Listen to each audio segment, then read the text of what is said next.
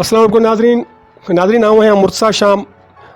अॼु पाण जेका असां वीडियो ठाहे रहिया आहियूं उहा सिंध जे इंतिहाई बरंदड़ इशू ते धारियुनि खे जेको आहे सो सिंध मां जेको आहे सो जैली जेको आहे सो डोमिसाइल PRC जेको आहे उहो जारी करणु ऐं जेको आहे सो धारियुनि खे जेको आहे उहो सिंध सूबे मां जेको सो शनाख्ती कार्ड जो सिंध सूबे में उहो जारी करणु। अॼोके प्रोग्राम में पाण सां गॾु मौजूदु आहिनि अवामी तहरीक जो अॻूणो मरकज़ी ख़ज़ानची मोहतरम मेहरान दर्श साहब, ॾेई शहर जो नौजवान सोशल वर्कर मुर्तज़ा जमाली ऐं टेलीफोन लाइन ते पाण सां गॾु हूंदा बदीन जो नौजवान सोशल वर्कर वकील एडवोकेट राम कोहली साहब। अचो पाण हिननि सां सिंध जे इंतिहाई बरंदड़ इशू ते मुख़्तसर ॻाल्हि ॿोल कयूं था। मेरा साहब जेको सिंध में इशू जेको आहे उहो तमामु घणो मथे उभरी बि आयो आहे ऐं जेको सो सोशल मीडिया ते जेको सो टॉप ट्रेंड ते जेको आहे सो उहो हले पियो थो। त जेको ही सिंध में ख़ुसूसन सिंध जे अक्सर ज़िलनि में जेको आहे सो धारियुनि खे जेको शनाख्ती कार्ड आहिनि उहे त जेको सो इशू थियनि था। उनखां पोइ जेको डोमिसाइल या PRC जेको इशू आहे उहो तमामु घणो मथे जेको सो उभरी आयो आहे। त तव्हां कीअं था सम्झो त पहिरीं त हीअ जेके तरीक़े वारदात आहे हिननि जो उहो कीअं आहे ऐं जेको सो ॿियनि जेके सूबनि जा जेके माण्हू आहिनि उन्हनि खे जेको सो जेके डोमिसाइल ऐं PRC आहिनि उहे कहिड़े तरीक़े खां सां जेको सो इशू थियनि था? महिरबानी शाम साहब, अवां जो आवाज़ वेब TV जे दोस्तनि खे शाबस हुजे जिन्हनि अहम इशू ते ही प्रोग्राम रेज़ कयो आहे।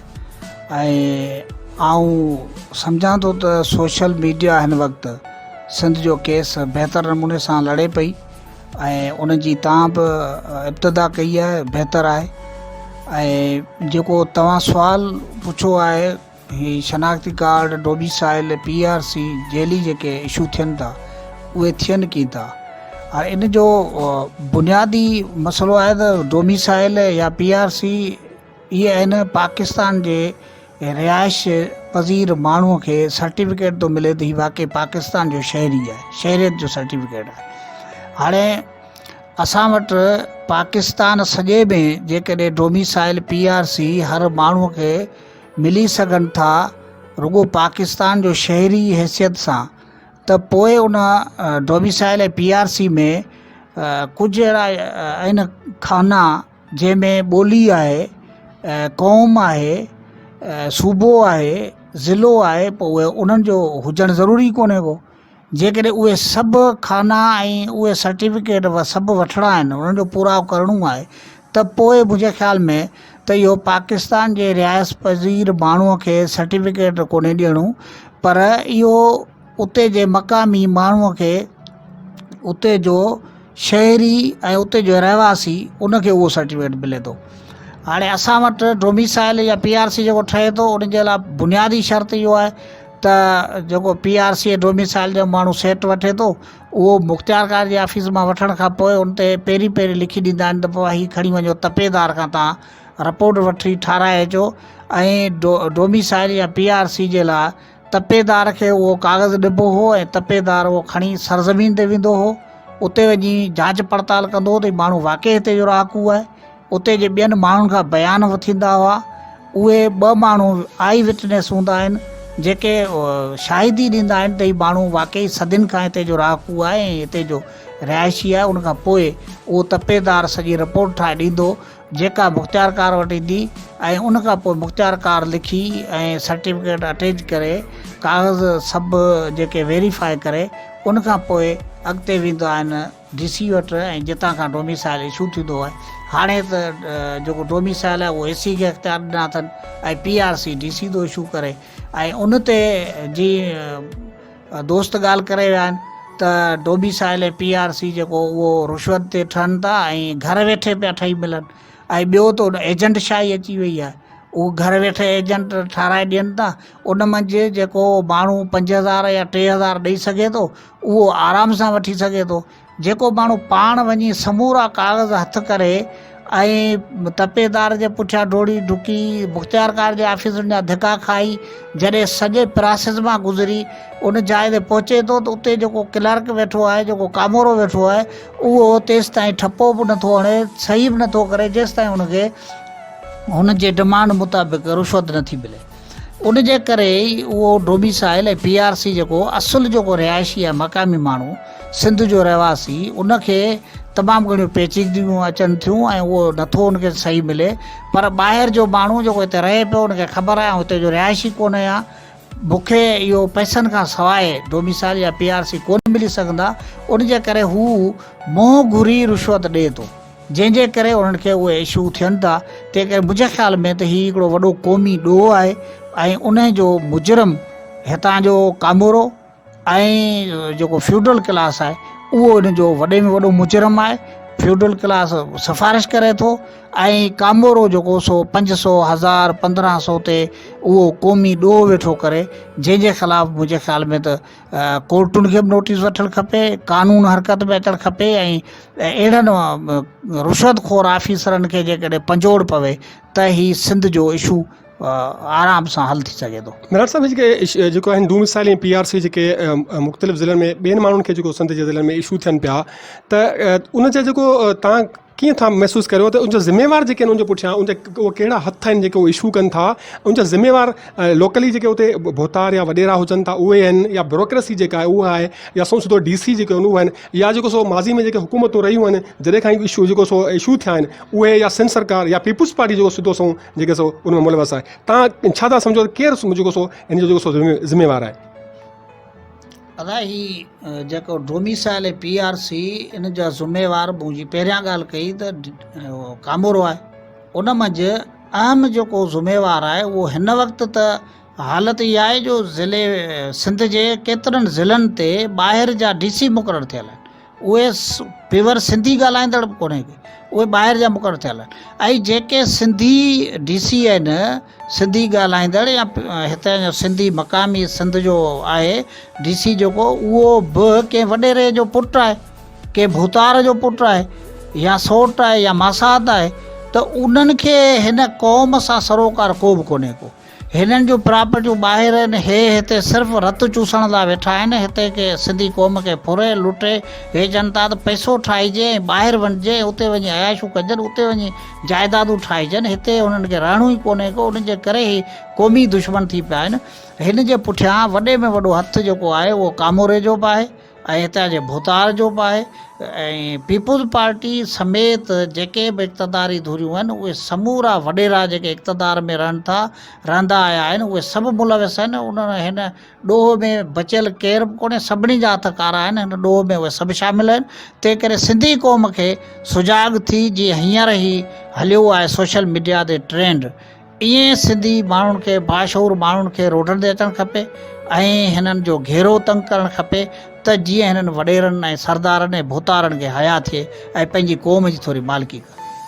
मेराट साहब, हीअ जेका बोगस जेको डोमिसाइल ऐं PRC आहिनि उन्हनि ते सिंध सरकार जी कमेटी ठाही आहे, जंहिं कमेटी जेको सो लाड़काणो जॾहिं विज़िट कयो आहे त उते 21,000 जेके डोमिसाइल ऐं PRC आहिनि उन मां जेको सो तक़रीबन लॻभॻि को 1200 खां मथे जेके आहिनि उहे शकी यानी कि बोगस जेके हुजनि था डोमिसाइल या PRC उन दायरे में अचनि था। त अगरि हिन क़िस्म जी सूरत हाल रही सिर्फ़ु हिकिड़े ज़िले में, त सिंध जे समूरनि बाक़ी ज़िलनि में कहिड़ी सूरत हाल हूंदी ऐं असांखे मुस्तक़बिल में जेको आहे सो उन मां कहिड़ा ख़तरा आहिनि ऐं कहिड़ी सूरत हाल जेका सो सिंध जी मुस्तक़बिल में बींदी? मुंहिंजे ख़्याल में हीअ जेका कमेटी ठही आहे, इहा कमेटी ख़ुदि हिकिड़ा त रिटायर कामोरनि ते आहे जेके ख़ुदि चोर आहिनि। हाणे उन्हनि चोरनि ते ठही आहे कमेटी, उहा वते चोरी ॻोल्हींदी, उहा कहिड़ी चोरी ॻोल्हे भाॻियनि खे इंसाफ़ ॾींदी। तंहिं करे हीअ कमेटी जेका आहे इहा ख़ुदि कमेटी बोगस आहे। मुंहिंजे ख़्याल में, मुंहिंजी ज़ाती राय हिन जे बारे में इहा आहे त हीअ कमेटी बोगस आहे, हिन खे रद्द करणु खपे। कमेटी के जजनि ते मुश्तमिल हुअणु खपे, सेशन जज घटि में घटि हुअणु खपे हिन में ऐं कमेटी में, ऐं ईमानदार ऑफिसर जेके सिंध में नाले वारा आहिनि उन्हनि ते मुश्तमिल कमेटी हुजे जेका जांच करे। ऐं ॿियो जांच जो तरीक़ेकार जेको आहे उहो इहो तरीक़ेकार हिननि कयो आहे त जिन ते तव्हांखे शक आहे उहे माण्हू असांखे नाला ॾियो। हाणे नाला शाम या महिराण वञी उते नाला ॾे, हू पाण उनखे नथा जांच करे सघनि त हिन में रिहाइश जो सर्टिफिकेट कंहिं ॾिनो आहे। जंहिं बि सेक्रेटरी यूनियन काउंसिल जे ॾिनो आहे उनखां पुछणु खपे त हीउ सर्टिफिकेट हिन माण्हू खे तो कहिड़े आधार ते ॾिनो आहे। शनाख़्ती कार्ड जंहिं माण्हू जो ठहियो पियो आहे उन माण्हूअ जो चेक करणु खपे त हिन जो मुस्तक़िल पतो कहिड़ो आहे, किथां जो माण्हू आहे। सफ़ा चिटी ॻाल्हि पई आहे पर हे जांच कमेटी ख़ुदि जेका आहे उहा कागज़नि खे जांचण जे बजाए ऐं उन्हनि मुलविस कामोरनि खे जांचण जे बजाए हीअ त वतन माण्हुनि खे चवनि था त तव्हां अचो अची शकी माण्हू ॾियो नाला ॾियो त पोइ असीं जांच करियूं। तंहिं करे हीअ कमेटी बि कुझु कोन कंदी। हीअ जेको माण्हुनि जो प्रेशर ठहियो आहे उनखे थधो करण जे लाइ इहा कमेटी मिड़ई बोगस कमेटी ठाही आहे सिंध सरकार माण्हुनि खे अखियुनि में धूड़ विझण जे लाइ। ॿियो हिन कमेटी मां के बहितर नतीजा कोन ईंदा। मेडम साहब हाणे जॾहिं हेतिरा सारा जेको सो सिंध में जेको सो जैली डोमिसाइल ठहिया आहिनि ऐं उहो जेको सो PRCs जेके उहे ठहियूं आहिनि माण्हुनि खे इशू थियो आहिनि माण्हुनि ते नौकरियूं कनि पिया त हाणे इहा माज़ी जी ॻाल्हि थी पर हाणे मुस्तक़बिल में सिंधी क़ौम कहिड़ो तरीक़ेकार इख़्तियार करे या गॾियल तौर ते कहिड़ी हिकमत अमली इख़्तियार करे जंहिंसां मुस्तक़बिल में असांजो जेको इहो नुक़सानु जेको थियणो आहे उनखां जेको सो असीं बची सघूं। श्याम साहब तव्हां जेका ॻाल्हि कई आहे त जिन माण्हुनि खे हिन खां अॻु में डोमिसाइल PRC मिलिया बोगस ऐं उहे ॿाहिरिनि सूबनि जा माण्हू आहिनि ऐं उहे आला उहिदनि ते ड्यूटियूं पिया कनि इन जे करे उहो त माज़ी थी वियो। बाक़ी हाणे की बचणु खपे आऊं त चवां थो त जिन माण्हुनि बि इहो ॾोह कयो आहे जिन माण्हुनि बि जॾहिं खां ड्यूटियूं कयूं आहिनि ऐं जिन उहिदनि ते वेठा आहिनि जेतिरो बि उन्हनि फ़ाइदो वरितो आहे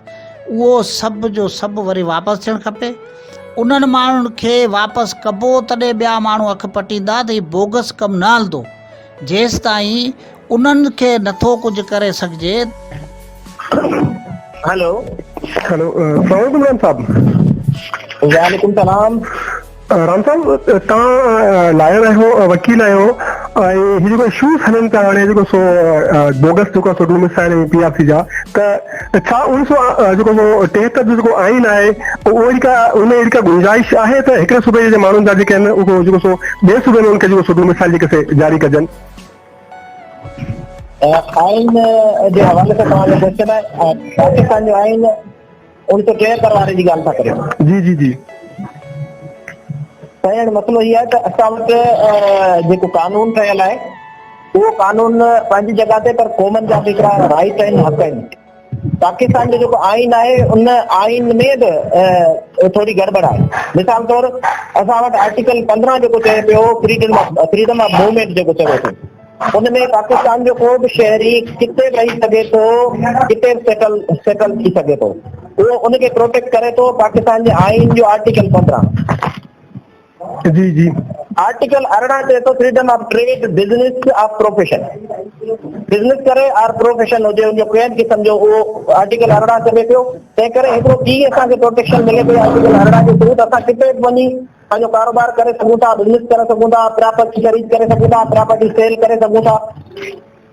इहो जेको आर्टिकल असांजो 1873 वारो जेको कानून आहे उन मंझि बि ज़रूरत आहे अमेंडमेंट करण जी उनखे बि त जेको प्रोटेक्शन थिए थी थ्रू आर्टिकल 15 ऐं थ्रू आर्टिकल 18 इनमें तब्दीली जी ज़रूरत आहे। ऐं इन पाकिस्तान जे आइन 1973 वारे आइन में गुंजाइश कोन्हे असांखे नज़र नथी अचे त असां जेको सो हिन में वञूं ऐं कोर्ट में एप्लीकेशन कयूं का CP फाइल करियूं छो त असां जॾहिं CP फाइल कयूं था त उहो सिधो सिधो आर्टिकल 15 जेको आहे उहो आर्टिकल 18 साम्हूं अचे थो तंहिं करे हिते गुंजाइश कोन थी नज़र अचे।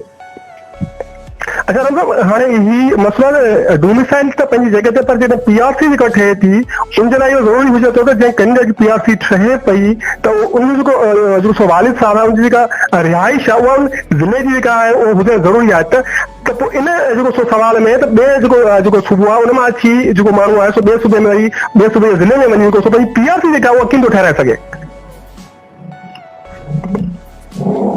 साहब जेको असां सम्झूं था त असां वटि रुॻो डोमिसाइल जो मसइलो कोन्हे असां वटि असांजे राइट जी वायोलेशन पहिरीं खां थींदी रही आहे शुरू खां वठी। मुंहिंजे ख्याल में लाहौर में रीसेटलमेंट ऑफ बेंगालीज़ ऐं बिहारी जे हवाले सां फ्रंटियर पोस्ट जे एडिटर हिकिड़ो प्रोग्राम करायो हो जंहिंमें उन वक़्त जे हाज़िर सर्विस जनरल हमीद गुल वेठो हुयो ऐं बलीअ साहब उते ख़िताब कयो हो। मूं अॼु ताईं इन क़िस्म जो केस रखंदे कंहिं बि लीडर खे कंहिं बि पॉलिटिकल लीडर खे कोन ॿुधो आहे जे इन अंदाज़ में क़ौमनि जा राइट ऐं सिंधी माण्हू जा असांजा जेके राइट्स आहिनि उनखे उन स्टेज ते जेको जंहिं अंदाज़ सां उन बयानु कयो हो पलीअ साहब तो असां वटि खोड़ सारा ॿिया बि मसइला आहिनि। हीउ जेको पाकिस्तान सिटीज़नशिप एक्ट आयो आहे 1951 वारो उन एक्ट में जेका हिननि सिटीजनशिप जी जेका बाय बर्थ जो सेक्शन रखियल आहे 4 ऐं उन खां पोइ उन आइन में जेको गुंजाइश हिननि रखी आहे उहा गुंजाइश उन्हनि खे प्रोटेक्ट करे पई। मिसाल तौर डोमिसाइल जे लाइ उन्हनि जो जेको सेक्शन आहे उहो उन्हनि खे प्रोटेक्ट करे थो। 17 सेक्शन जेको आहे 1951 वारे सिटीजनशिप एक्ट जो उहो उन्हनि खे प्रोटेक्ट करे थो त तव्हां 1 साल जिते बि रहो था उहो डोमिसाइल ठाराए सघो था, 1 साल खां घटि न हुजे।